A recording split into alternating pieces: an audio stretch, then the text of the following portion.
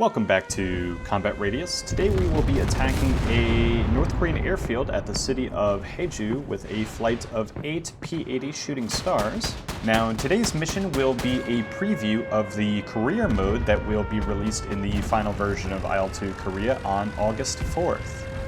Our objective will be to strike quickly and destroy as many vehicles and supporting infrastructure as we can before quickly retreating back to the south. Here we are at Pyeongtaek Airfield in the F-80. Today we'll be employing HAVA rockets and 500-pound bombs. Now behind us you can see a flight of 8 F-80s. As this mission is a preview of the up-and-coming campaign mode, we will actually have control of our flight and be able to give orders to the individual elements. Now, the F-80 does struggle to get off the runway when it is fully loaded, so we're going to spool up while holding the toe brakes, release, and we have a pair of J-toe rockets that will help us get up to speed here.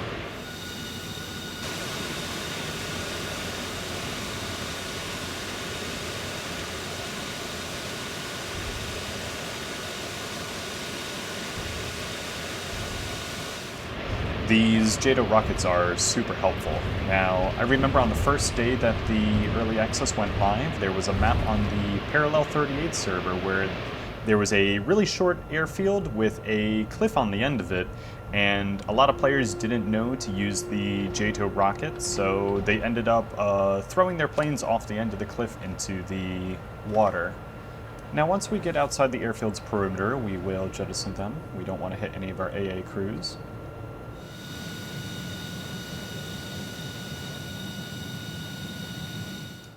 We're about 20 kilometers from Haeju now, and if anyone is wondering, this is the same city where we struck a supply convoy in our F-84 yesterday, so if anyone is interested in seeing that video, I'll be sure to post it in the top right.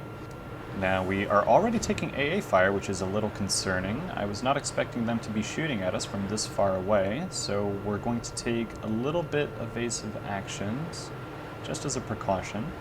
Looks like they might have some AA positions south of the airfield, just so they have some depth and defense against any enemy attacks.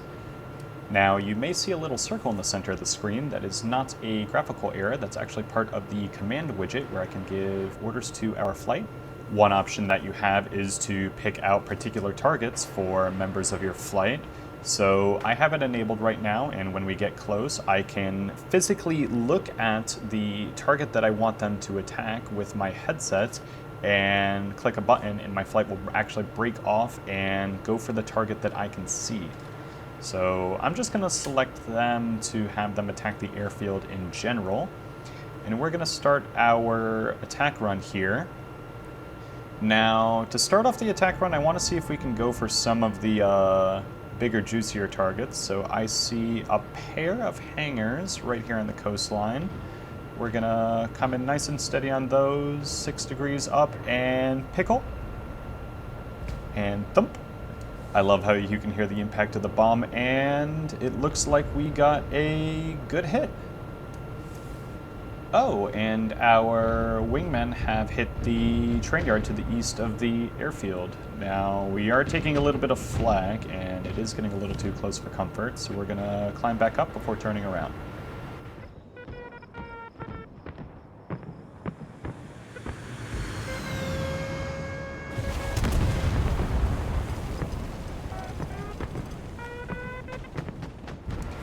I'm a little concerned because there's a lot more AA than I was expecting, given the mission briefing.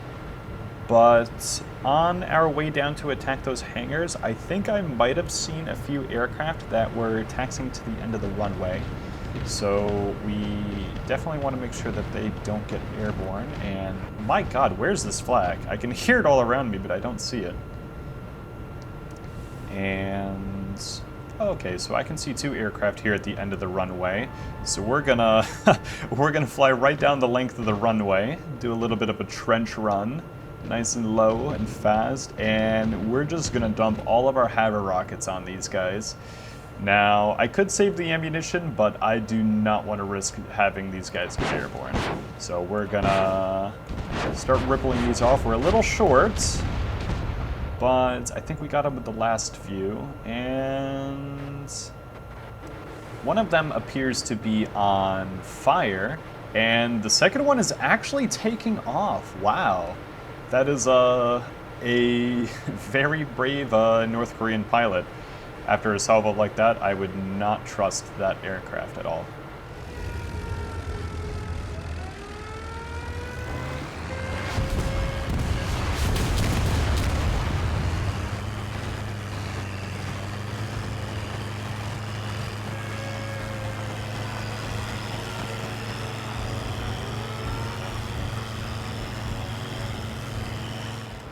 If we're lucky, maybe that guy has some damage and he will end up crashing after he takes off.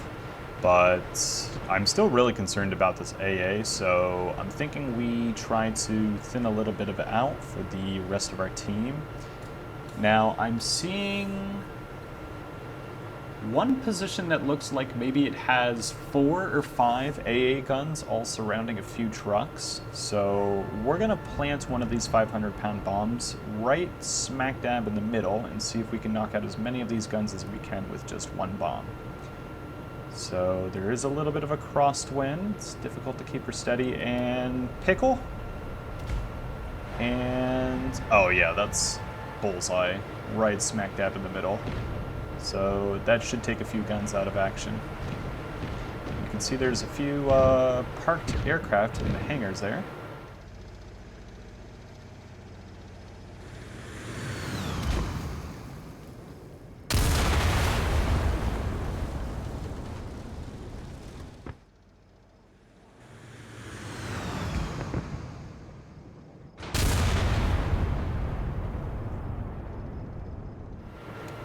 Coming back around, I can see, unfortunately, the 2 hangars that we hit earlier didn't seem to have any aircraft around it, but I can see one that appears to have maybe a Li-2, the Russian copy of the DC-3. So we're going to come down on this guy, and we're going to plant it right on top of him if we can, and pickle. And maybe we landed a little short, and okay, so we got one of the hangars and the Li-2.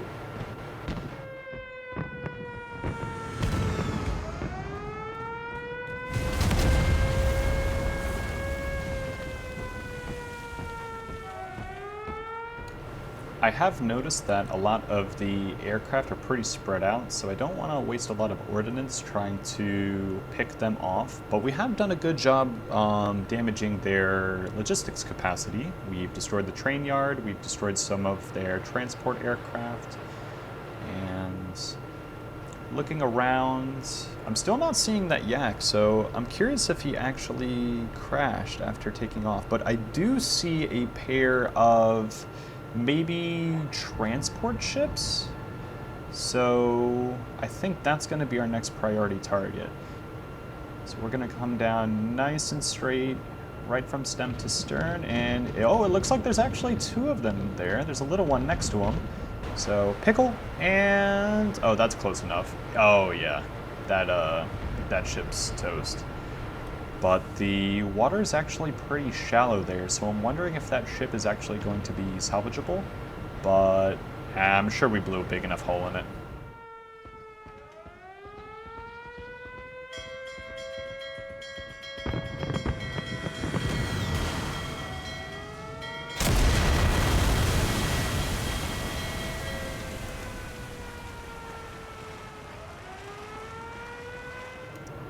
Alright, that is the last of our ordnance, but down here to the north of the airfield, I think I saw some tracers, so I'm wondering if our little yak buddy is actually still in the air. So I see 2 aircraft down here. Not sure if they're friendly or not. I think, oh, okay, so one of those is definitely a hostile. They're shooting at each other. So we're gonna dive back down here and see if we can help our buddy out. Now, I don't want to get into a slow turn fight with the yak here. Not necessarily because the yak is a real dangerous aircraft for the P-80, but because I don't want to be slow above all of this AAA. So we're going to get a high aspect shot here, and a little high. I was hoping to hit him in the engine, but we still hit him.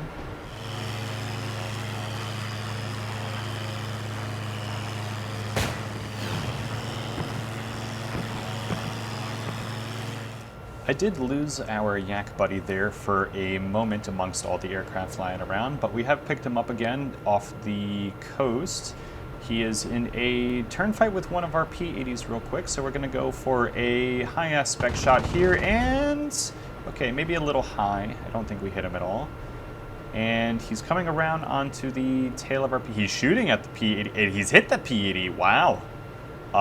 Okay, so the time precaution has passed. We need to really start turning into this guy. I don't want to risk getting one of my wingmen shot down in our first mission here.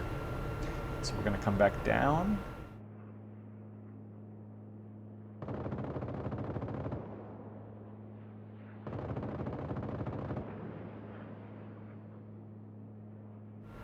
It looks like our wingman might just have a fuel leak, but I don't want to risk it. These early jets are extremely fragile, so even a few hits can do some significant damage.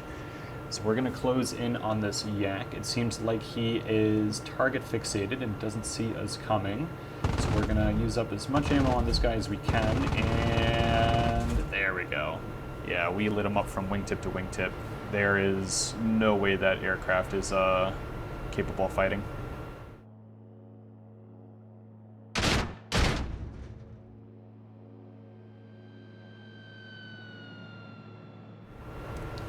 We didn't catch him on fire, but I'm surprised that he's still airborne. Honestly, after taking that many 50 cal rounds, I figured he would just immediately spear into the ocean. So we'll slow down here and see if we can come in for another pass on him. Unless one of our wingmen there in the back hit him first. It looks like there's two closing in on him as well. Okay. So I'm going to get nice and slow, and we'll just park ourselves behind him. I don't think there's really any reason to stay fast at this point. So we can take our time hitting this guy, and ooh, I think I saw something come off there. And yep, there he is. He bailed out. That is Splash 1, and I think our whole wing is ordnance free, so we'll start making our way back to the airfield.